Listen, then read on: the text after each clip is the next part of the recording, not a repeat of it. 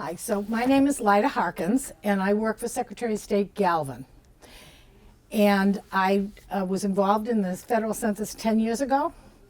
Actually, that's what I was hired by Secretary Galvin to do. And the reason I was hired to do it was because I served in the legislature for 22 years. And while I was there, I was involved in all of the redistricting that we did, the local redistricting of precincts and towns, and also the congressional districts, state legislature, both the House and the Senate, are all determined by the census numbers. So as a result of that, I got hired to help with the census. Secretary Galvin has been appointed for the last 3 censuses by both Republicans and Democrats to be the Massachusetts coordinator for getting the federal census done. So what my job has been, and then we have a team of 4, what my job has been for the last couple of years was to kind of try to come up with a plan that would get us the best count that we could possibly get for Massachusetts. And we did that by starting with a project to update all of the addresses of all the cities and towns in the Commonwealth. Not an easy thing, especially with all the building that's been going on. So, and the reason for that is that if the federal government doesn't have your address, because they don't know the building exists or whatever, then you're probably not going to get a form. So the best way to have the most saturation and make sure that everybody at least gets a form is to make sure that all of your local addresses are current. So in a program called LUCA, which stands for Local Update of Census Addresses, we worked with all of the town and city clerks in the Commonwealth. So your clerk here was involved in helping us try to identify any new building, and not just single family homes, but if there was a nursing home, if there is assisted living or an apartment complex or all of that. We tried to get the most updated addresses that we could get over the last couple of years, working with the building developers and so on, and just trying to anticipate every possible address that we could. And we've even said to the local people, look, even if you're in the process of building something, or if you're in the process of getting permits for a building, if there's any possibility that people could live in that building by April 1st, give us the addresses, because the worst that could happen is we don't hear from the address. We send somebody out, they see that the building is empty because it's not ready, so they just don't get counted. But on the other hand, if you did have people in there, you don't want to miss them. So we've been involved in that. We've been involved in a couple of other programs too to try to up the count. We have anticipated that this is going to be a better count. The reason it's important to get the maximum count is for a couple of different reasons. First of all, it determines how many congressmen you get. So we at one point had, in recent years, had 2 more congressmen than we have now. But we used to have 11, then we had 10, now we have 9. And again, that's based on the numbers all over the country, not just Massachusetts. So we lost, our count went down. Supposedly we lost citizens, but we were always afraid that we undercounted. And that, if we could do a better job of counting, that we would have better numbers and that we wouldn't lose another congressman. So we've really doubled our efforts this year to try to make sure we identify everybody. And so we have already looked at preliminary numbers with our state and other states, and we're fairly confident that we are going to stay at 9 congressmen. We don't have enough to go back to, to get a 10th, because you have to look at places where there's great growth also. For instance, Texas might gain 3 congressmen. Florida might gain 2 congressmen. So if we can even just stay even, and keep the 9 that we have, we'll be very happy. So that's one of the big reasons, and there's lots of reasons why we can undercount, because there are certain populations that we really have to work hard with to get them to fill the census out. And so I'm going to tell you that this year's census is going to be very different in this way. You always used to wait for the paper to come in the mail with the census on it. This year there are going to be 3 different ways to answer your census. You're going to be able to answer it online, or you're going to be able to answer it by calling an 800 number. And the reason for this is, many reasons. I mean, first of all, that's the way a lot of younger people, do any of their correspondence is online. Secondly, it's a lot cheaper. And the budget for the census was cut in half this year from 10 years ago. We do the census every 10 years. It's been done since the early 1700s. So anyway, that's one of the reasons that we decided, or the federal government decided, that they should try some new approaches to see if there was a way to bring down the cost. So this year, somewhere very soon, in mid-March, everybody is going to get a letter in the mail, and it is going to have on it a number, and that number is called the unique identifying number. And that number is tied to your address. Everything is very tied to addresses, because the federal government really isn't interested in, some people think there's maybe some invasion of privacy, that they want to know your name or more information. They really don't. So this identifying number just, it parallels with an address. And again, the reason that we needed to get as many addresses as possible. So you'll get this letter, and what it will do, it'll invite you to fill out the census either online or by calling an 800 number. And what you'll do is, if you went online, you put in this number, and that would correspond with your address. And then the form would come up. It's 9 questions, and you would be able to fill it out online. Or you could call the 800 number. The 800 number is going to have 13 languages besides English available. So if you're Chinese, for instance, you could, put in your unique identifier number, dial the 800 number, and then it will give you a menu. And you've probably heard limited menus like this, like if you'd like to continue in English, press 1. If you'd like to hear this in Spanish, press 2. So this is going to have 13. And so we just have such a variety of different folks that live here now, and so many languages spoken. I mean, we have matter of fact, in Massachusetts, the second most spoken language is Portuguese. Really? Yes, and that's, if you think about some of the populations that we have on the Cape, there are a lot of Portuguese people. Fall River in New Bedford, there are a lot of Portuguese. Cambridge, Taunton, there are some big populations of folks who speak Portuguese. And so actually Spanish is the 3rd most spoken, and Portuguese is the 2nd. But that's just an indication. And then we have all kinds, there's Russian, and somewhere in the information I've given you, probably will tell you the various languages that you can order up if you decide to fill it out by calling the 800 number.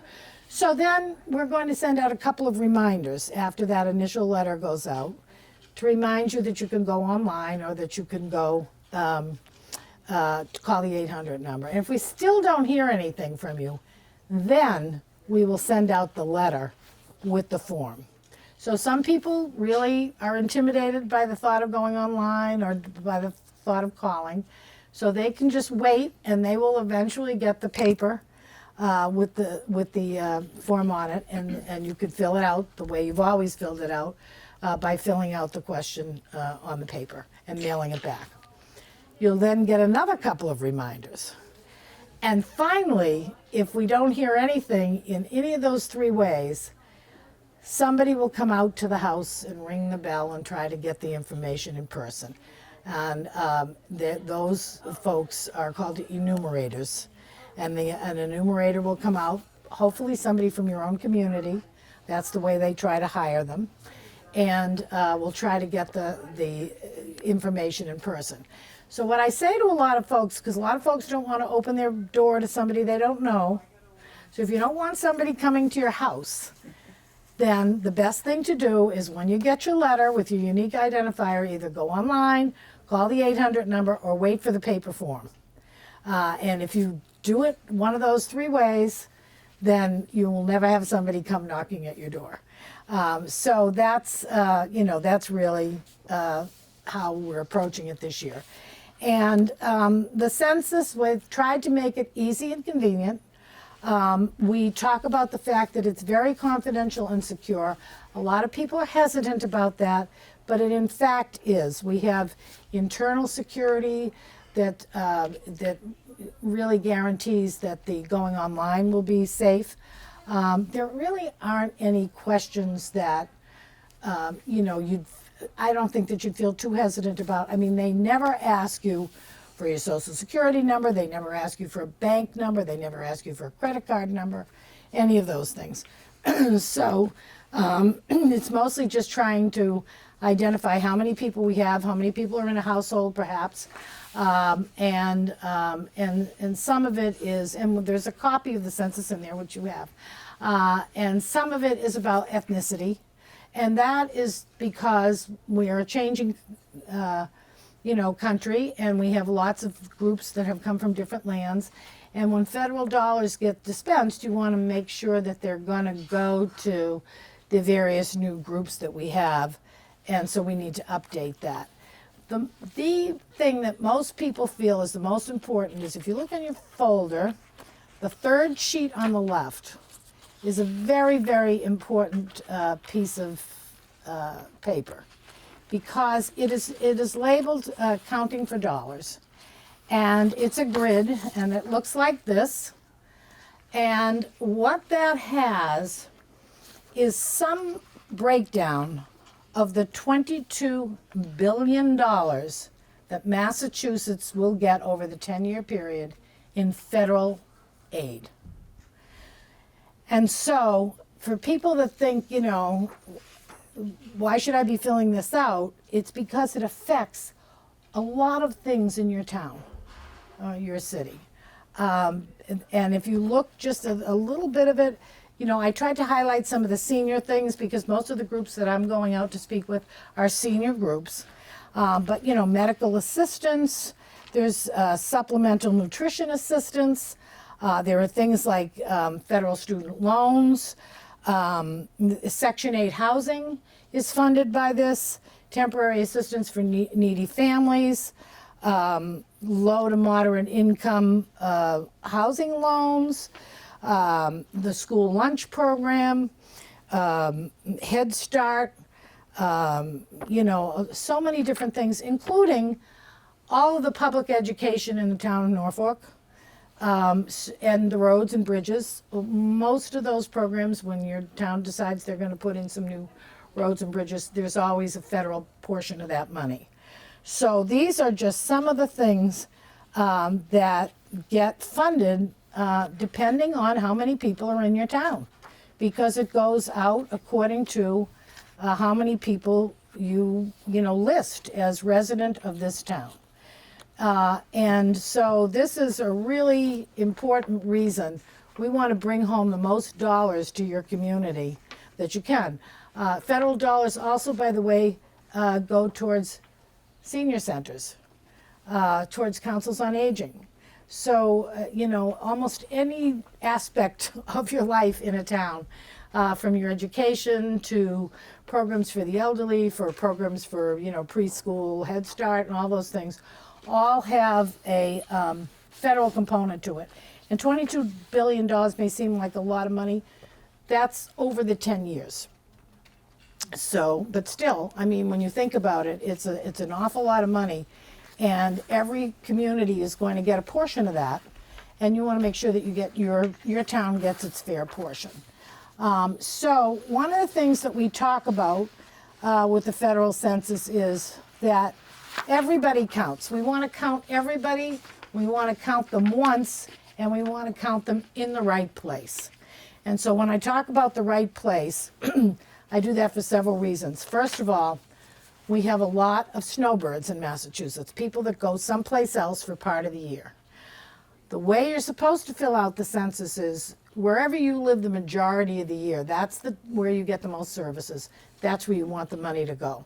So we try to get, seniors that might be going to Florida for a month or two, or to Arizona or other places, and just say to them, if you get one in Florida, and if you get your mail forwarded from Massachusetts, you want to fill it out once, fill it out from your Massachusetts residence if that's your permanent home. Fill that one out. Now people say, well, what about if you fill it out in both places? There's an internal mechanism because of that unique identifying number. So if they see that there are two filled out, they can eliminate one. So nobody should get counted twice. Another thing about that and people who are living in different places is students. Now we have in Massachusetts a tremendous amount of students because we have a tremendous amount of colleges. And most people, when they think about filling out their annual town census, if they have kids at college, they register them as living in the town where their parents live. And that's correct. That's what you should do. But for the purpose of the federal census, it's where you get the most services and where you're living the most time of the year. So if you're a student that's living here from September to June, or September to May, whatever, say you're a student in Boston that's in a dorm in Boston, or at Amherst, where UMass is, or Worcester has a bunch of colleges too. And you're living in that town and you're using their public transportation, you're using the federal dollars they're getting for their college, you're using whatever special services you might need. I mean, if you're handicapped or if you use the Commission for the Blind or any, need Braille books, any of the services, if you're getting them for the majority of the year in the community where your college is, then when you fill out the census, you should be filling it out as living in that, wherever that college is. And so we had a little tricky situation this time because it used to be that most kids would live in a dorm. So we have another kind of a count that we call the group count, group quarters count. And for the group quarters count, these are institutions where people don't necessarily have an individual address. So it would be like a college dorm, a nursing home, not assisted living, because assisted living people usually have their own addresses. But if you're in a nursing home, if you're in a prison, and so, anything institutional like that, we have partners at the Donahue Institute at UMass, and they take charge of the group quarters count. So they will call up one of the prisons and say, how many inmates do you have, and blah, blah, blah, and get the count that way. Or they'll call up a nursing home, or they'll call up a dorm.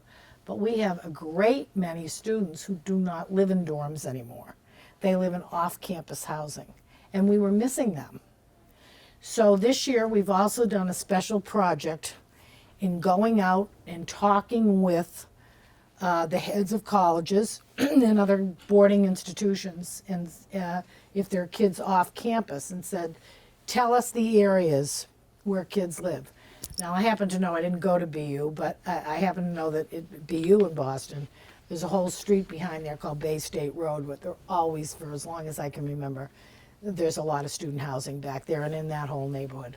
So those neighborhoods have already been canvassed by people working for the Federal Census Bureau, and we're trying to get a better count on those kids. One reason that some kids don't like to fill that form out is because maybe the local zoning says you can have 4 kids in an apartment and maybe they have 7, right? So this is an important message.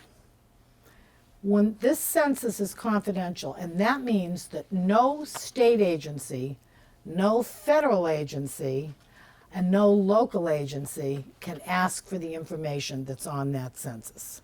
So in the case of 7 kids living in an apartment for 4, could somebody call the local zoning authority and say, I think that, I went to the census and I've been asking them, and there's 7 kids they'll be told no, they can't have that information. It's more important to get the count right. So they can't. Another thing that we have with that is there are people who live in Massachusetts that might have a summer home in New Hampshire or Rhode Island or whatever, and they register their car there.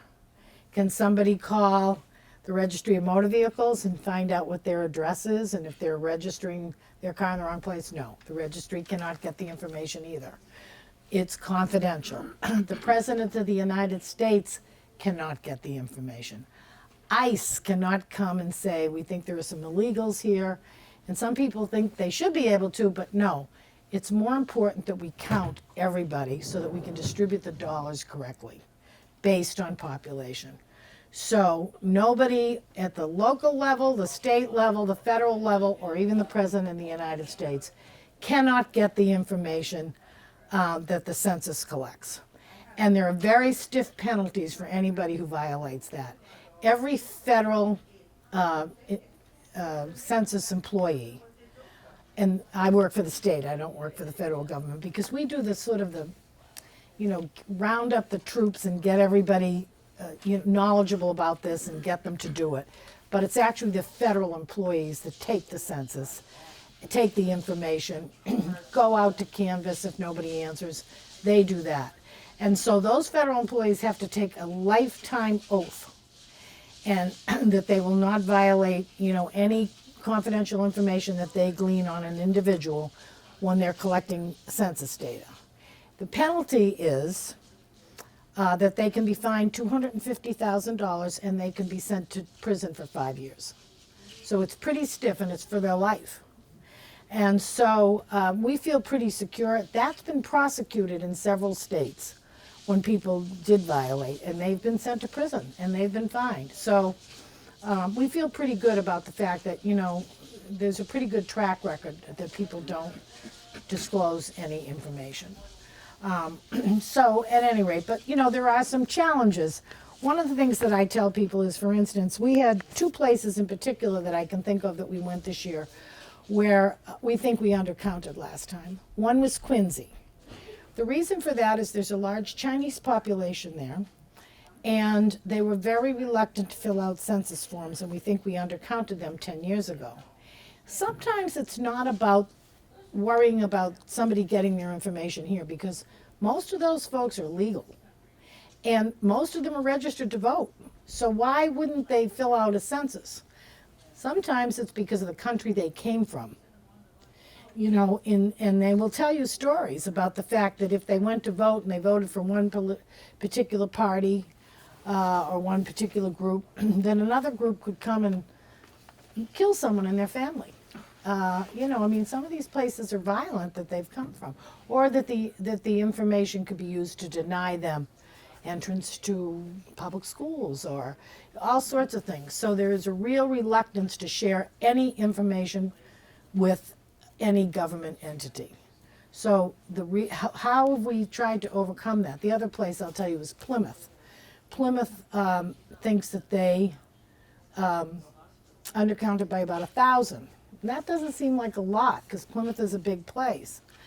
But we estimate that it's about $23 per year, every year for 10 years, that each individual that fills out the census is worth to their town.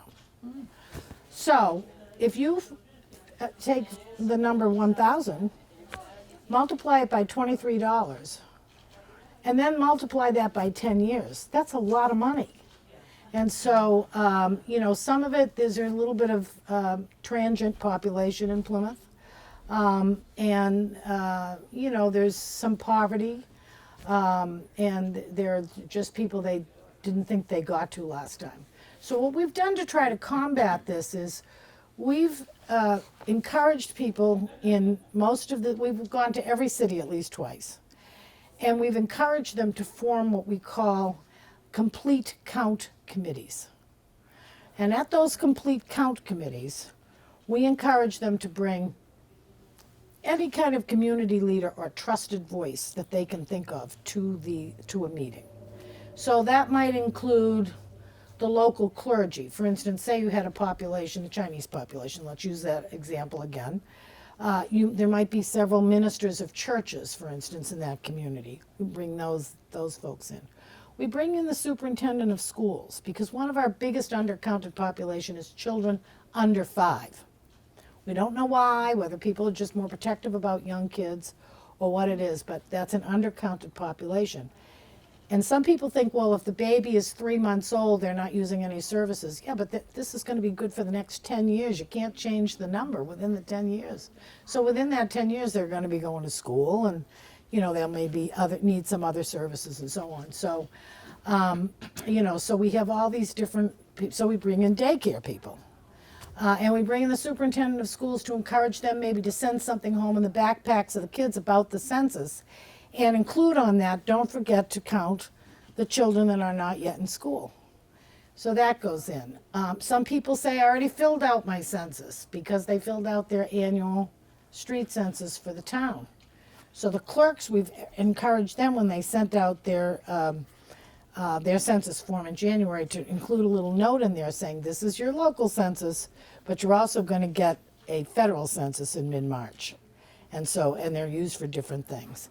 So, I mean, in the local town, they want to have an update of the addresses too. Maybe they want to make sure that the dogs get licensed or different things like that. But in terms of the federal census, first of all, it's required by law that people do it, which they don't realize. But secondly, it's really going to determine a lot of money for the services in your town. So we want to make sure that people don't confuse them and that they fill out both. So, those are some of the outreach that we've been doing, and the first meeting that we had in Quincy, we had 80 people show up at, all community leaders, and they're working very hard. Each place develops their own campaign, kind of, and they might have subcommittees. One might work on a particular, if there's a Portuguese population or a Russian population, there might be a subcommittee to work on that particular population. Somebody to work on if you're a place that has colleges to make sure you get all the off-campus housing done, and maybe they'd have, presidents of colleges that would put some kids to use. We've also, because a lot of people don't have computers, we've invited librarians, and we've invited, some the Council on Aging directors and so on, and said, could you have some computers available for people if they want to do it online? Maybe certain hours of the day.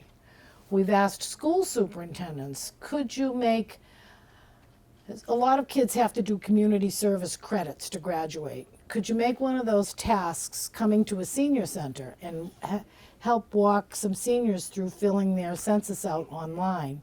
And could that be their community service credits? So we've tried to include as many people in these complete count committees as possible, especially in places where we anticipate there'll be hard to count populations. And I think they're going to be very successful. We have a lot of active complete count committees. We haven't done it as much with the towns, but we've had, for instance, I know Needham had a group of towns, clerks in, to talk to them, and we had a presentation there. So we've tried to do that, and we've tried to take some of the larger towns, like, well, Framingham just became a city, but there are other places like that, Plymouth, where, it's large enough to be considered a city, and they have various populations there that are undercounted. So we've really, tried to reach out and, sort of encourage those towns to have a complete count committee and meet regularly. Maybe they meet once a month or whatever, all working up towards this mid-March rollout of the census. And if you've probably noticed within the last month, there's been a large media campaign. There's a little more of it on TV. You see ads. There's been ads in newspapers and so on. So they've really tried to beef up, the publishing of this information and about encouraging people to do the census, because again, it's only to benefit the people that live in the various communities and make sure that they get the maximum dollars that they can. So I'm going to stop. I've talked for a while, and I'll ask you if you have any questions. Okay, so I'm going to leave some of these here, and I'm going to, suggest that they be left around if there are other seniors that want to get information about it. Sometimes we've had large groups and we've had small groups, but if you leave the information behind, somebody may pick it up. And we just did an event at the Kennedy Library with lots of high school students. And this is in your folder, but this is it's kind of a little cartoonish. It's on the left-hand side.